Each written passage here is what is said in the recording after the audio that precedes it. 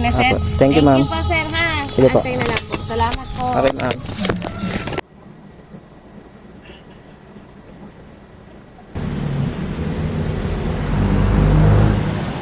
Galing po kay Linlin. Oo, sa pusing. Good day mga paps, panibagong araw, panibagong kwento na naman na mapapakinggan ninyo sa akin. Ngayong araw nga pala mga paps ay pangatlong araw natin na babiyahe kay Lalamove sa loob na 1 linggo. Andirito na nga para tayo ngayon sa may bypass road mga paps. Takbong pogi nga lang tayo rito hanggat may makuha tayong booking. May nakuha na nga para tayong booking dito sa may San Rafael, Bulacan, papuntang San Jose del Monte, Bulacan, at may isang stopover sa Bustos, Bulacan. Kaya ang delivery fee neto ay 338 pesos. Kaya ang sinend sa akin sa Gcash ay 400 pesos, kaya may tip tayo na 62 pesos. Maya-maya nga lang din mga paps ay nandito na nga rin tayo sa may Bustos, Bulacan. Lalagyan nga lang pala ito ng print at i-deliver natin sa San Jose del Monte, Bulacan. Pagkalipas nga ng 20 minutos ay natapos na. May ginawa nga rin pala akong booking sa may Baliwag, Bulacan at papunta nga rin sa San Jose del Monte, Bulacan. Kaya agad ko na nga rin itong pinuntahan. Nakarating na nga rin agad ako sa may pick-up dito sa may Baliwag, Bulacan. At ang delivery fee nga pala neto ay 220 pesos. Kaya punta na tayo sa drop-off sa San Jose del Monte, Bulacan mga paps. Let's go!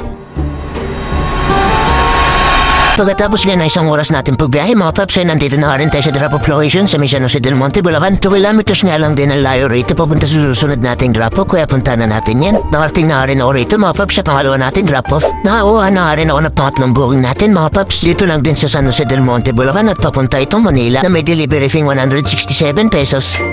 Nung na-pick up ko na itong item ay tumawag na sa akin si customer na kung pwede nga daw ba na idiretso ko ito sa Taguig at magdadagdag na lang daw siya ng delivery fee. Kaya pumayag na rin ako mga paps dahil may pipick upin niya tayong Bulaklak sa Dangwat at di-deliver din natin sa Taguig. Napadaan niya pala muna ako rito sa may Alpamart para bumili na muna ako ng tubig na aking maiinom. Pagkatapos nga nun ay pinipatuloy ko na ulit ang aking pagbiyahe mga paps. At abangan na rin ninyo mga paps kung magkano yung DF na iladagdag ng ating customer. Kaya ano pang hinihintay ninyo? Punta na tayo sa Dangwat para pick upin yung Bulaklak. Let's go!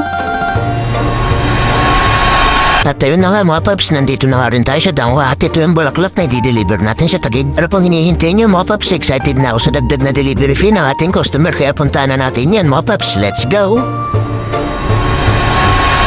Pagkalipas nga ng kalating oras mga paps ay nakarating na nga rin tayo agad dito sa may Taguig. 250 pesos nga pala ang delivery fee neto mga paps.